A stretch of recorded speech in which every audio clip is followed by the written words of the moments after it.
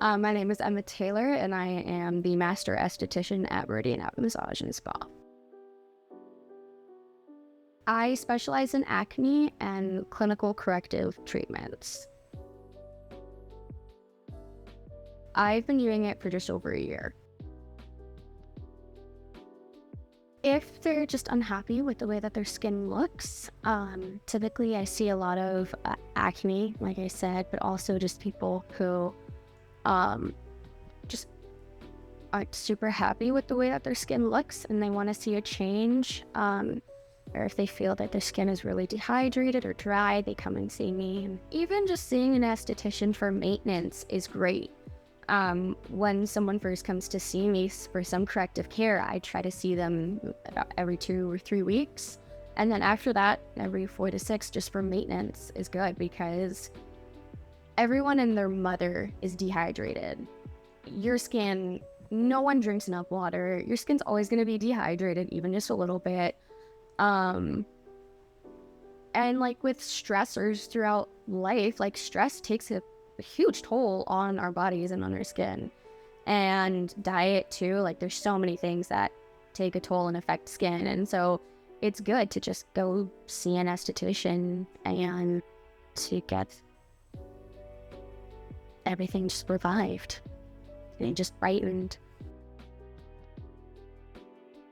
Most of the common skin concerns are aging, wrinkles, dull, dry skin, acne, and then just pigmentation issues as well. I deal with a lot of like hyperpigmentation, so like dark spots. I deal with a lot of redness in the skin, like with rosacea or inflammation. So yeah. Some of the most effective treatments I found is just a facial, getting a facial, even no matter what kind, because I'm using a variety of products. They're treating a variety of causes at the same time. Some of my go-tos for pigmentation are red light therapy, because it's non-invasive, and it's just a really effective and strong way to treat that just right off the bat, and you can find results after just one treatment. I mean, everyone has different skin. Depending on your ethnicity, your skin is going to be different from one person to another. Like, it's so specific to each individual person, and what might work for one won't work for another. So typically when a first-time client comes in, we talk and we just have a little consultation on what their concerns are, because what I see versus what they see are completely different sometimes. And so once we talk and they tell me that their concerns, I get them on the table and I cleanse their skin to see what else is going on with it. And through skin analysis, I can see more deeper what's going on beneath the surface and things that we need to be working on as well. Come see me. I mean, without talking to me with what their concerns are, there isn't really a whole lot you can do from home. Stay off of TikTok. Like, number one, don't. They're not professionals. They're influencers being paid to talk about products. Just don't listen to anything you saw on TikTok, I beg you. And if you bought it on Amazon, like a device, don't use it. I don't care if your friend gave it to you for free, don't use it. There's a reason I went to school to do this. I'm a trained professional. Please don't use at home microneedling or laser, or just put it away. Don't touch it. Just stop, please. Someone who kind of vibes with you, and who will educate you. Like, I have had clients come in and they're like, oh yeah, I just went in and she did this and this. Oh, what'd she do? I don't know. Oh, okay. And I've had clients tell me, they're like, I really love the fact that you explain everything that you're doing and why you're doing it, because one client, for example, she wanted to work on pigmentation, and being a woman of color, you can absolutely correct pigmentation. It just is going to take a little bit longer. So she had hyperpigmentation on her cheeks, so it was even darker, little dark spots. And she said that she's been seeing estheticians for years. she didn't know that this was something that could be corrected, and she said that she's gotten facials in the past and no one explained anything, and she said it felt like it was just a waste of time and a waste of money. And she just told me that she really loved that I explained everything, because now she understood and now she's seeing results. And that just made me really happy. So look for an esthetician that is going to explain things to you, and it's going to educate you not only on your skin, but the best way to take care of it. So my older brother, he's 4 years older than me, and growing up, I watched him struggle with acne. I saw the mental, the physical, the emotional toll that having acne took on him, and he had grade 4 cystic acne. So not only do you have really bad acne, but you also have cysts in your skin, and that's painful. I remember days that he stayed home from school because he was in so much pain. My mom tried to help him with different products, but just nothing was effective, and he ended up having to go on an acne medication. It cleared up his acne, but it actually permanently damaged his joints. He was 25 with joint pain. And he had to quit his Olympic weight training, and it was pretty rough.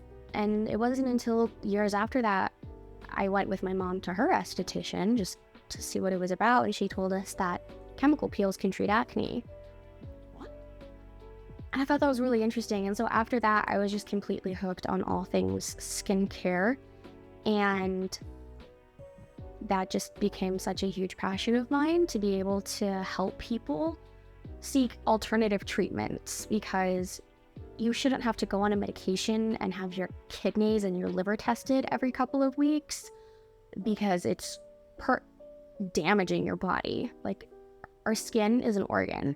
It's the largest organ in our body, and you're taking a medication that's permanently changing and altering the way it's functioning. That's crazy.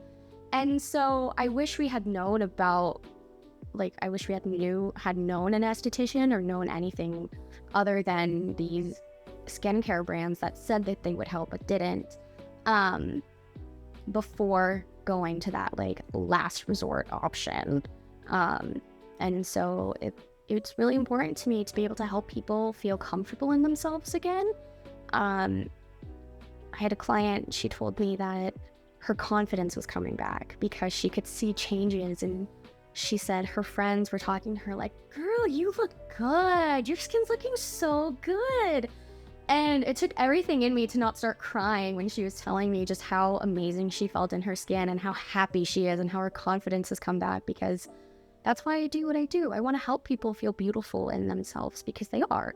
And I want people to have that confidence, because, your face is the first thing people see. And to not like the way you look, that hurts my heart for people. And so I feel really honored to be able to help people on that journey. My brother is also, he's mixed. His dad is African American, my mom is Caucasian, and it was very important to me to be able to work with all skin types, because growing up, he would, go to get his hair cut, and he'd be like, "No, I don't know what to do with you. I don't know what to do with your hair. Go see someone else." And that always bothered me. So I'm like, how can you call yourself a hairstylist if you don't know how to work with all hair types, even a little bit? And so it became a priority of mine to have that education and that knowledge when it comes to working with all skin types, because I refuse to have someone on my table and just think "Ooh, I don't know what to do with you." I want to be able to at least do something. Patience and perseverance, because not everyone is going to listen to the advice that you give them right off the bat. So you need to be patient. You also need to be patient when it comes to the treatments that you're doing when doing corrective skincare. There are a million causes and triggers for acne and acne flares. Same with rosacea. You can calm everything down, and then something happens and you have a flare. So patience and perseverance, and just knowing that it's gonna be okay. It just takes time. Extractions, removing of debris in the skin. So if you have a blackhead, that has to come out. If you have whiteheads, that's got to come out too. Zits and stuff. There are technical names and terms for those, but blackheads, whiteheads, zits, yeah. And then, like I was talking about earlier, just being able to help people feel confident in themselves again. I think that's another favorite. The most challenging part of my job is convincing clients to let go of their over-the-counter products, because sometimes they have real emotional attachment to that, and sometimes they just don't want to spend and invest the money into clinical products. Like, yes, this cleanser is $30, but you need a little. You only need so much, because when it comes to clinical professional products, you don't need as much as you do over-the-counter products, because it's concentrated. And so convincing people, like, no, you really do need this. If you want to see results, you need this. So that is definitely the most challenging part, because clients can get frustrated and annoyed that they're not seeing results. And I was like, well, you keep getting your products from Target, so you're not going to see any. I try to liken it to the story of the tortoise and the hare. I'm the hare. Seeing me every couple of weeks or every couple of months is only going to do so much, but those small steps every day that you take at home with your skincare, that's going to give you the results that you need. But still come see me.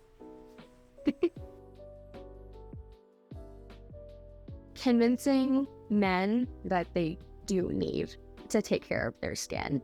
In the society we live in, men are often shamed and belittled for doing the basic things of taking care of themselves, and it's ridiculous. And so I work very hard to make men comfortable with the idea of getting a facial. I have a lot of clients who are men, and I adore them. I love working with them. But it is really hard because you have all of that social stigma when it comes to taking care of yourself. But it's like, if you are a human with skin, you need to take care of it. And it's like, men aren't as harassed in society as much as women when it comes to the advertisements of this cream and this cream and this serum, and you need to do this and you need to do that. Men don't know how to take care of their skin. I can't tell you how many guys I've seen and they're washing their face with shampoo.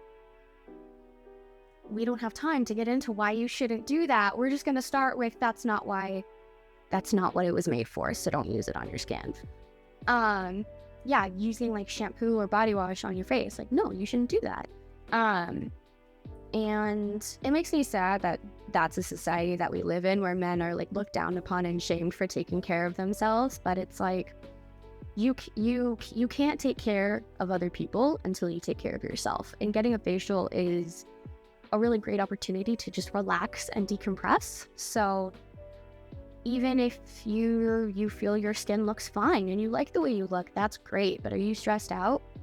Are you feeling a little down emotionally? Like, how are you feeling emotionally? Getting a facial is a really great way to just relax and decompress and to have someone to talk to.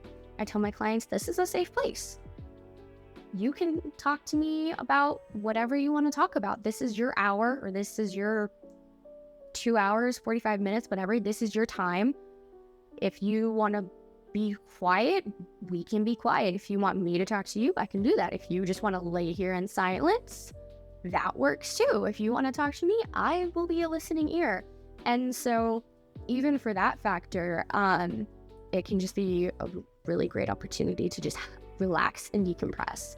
And men aren't given a lot of those opportunities because they have to be on, and they have to be the strong ones, and oh, they're fine, nothing's wrong with them. But it's like, no, like, there are still people. Everyone has stressors, everyone has things that they're dealing with. Men have insecurities too. I've seen a lot of men who came to see me for back acne, and they told me like, oh, I finally feel comfortable not wearing a shirt around my wife. It's like, oh, I'm so happy that you feel confident being shirtless around your wife now. Like, that's awesome. And just being able to educate them on how to take care of themselves and their skin is just, I feel really honored that they let me do that, and that they are taking the initiative in taking care of themselves as well. Probably just a facial, just to like kind of brighten everything. Like, I do a lot of experimenting on myself, like before I do it on a client. It's from like, let me see how this feels before I do it on someone else. But yeah, I think mostly facials. Social media is a really great opportunity for that. Seeing what other people are doing. I'm a part of a couple like esthetician networking groups. I have a subscription to this like magazine that is like all things like skincare and like what's new and everything. It's called Skin Deep, and it just like every couple months just releases new like products and everything. But when it comes to like techniques and stuff, like continuing education is really important. Whether that's continuing education on new techniques or continuing education through the like brand of products that you use, because they're always coming up with new things. But networking groups and social media are two like great ways to see and find new techniques and to see what other people are doing. Don't be afraid to charge your worth. Like, don't undervalue yourself. You know what you're doing. You're still learning, but you know what you're doing. So don't undervalue yourself. For people who are getting into it, don't try to start a business right away. Like, work for someone else for a little while to like kind of get the ropes of the industry, because what you learned in school versus what is actually happening are two separate things. Try stuff. Yeah, like if you want to try doing lashes, do lashes. Like, branch out, see what you like, see what you don't like. Everyone's journeys is different. There is a million and one different offshoots that you can get into as an esthetician. You can be an esthetician, a master esthetician, and never even work with people. You can get into like product brands, like you can be a brand rep, you can be an ambassador, you can work in like cosmetic, you can work in cosmetics. You can just do lashes, you can just do waxing, you can do facials too if you want.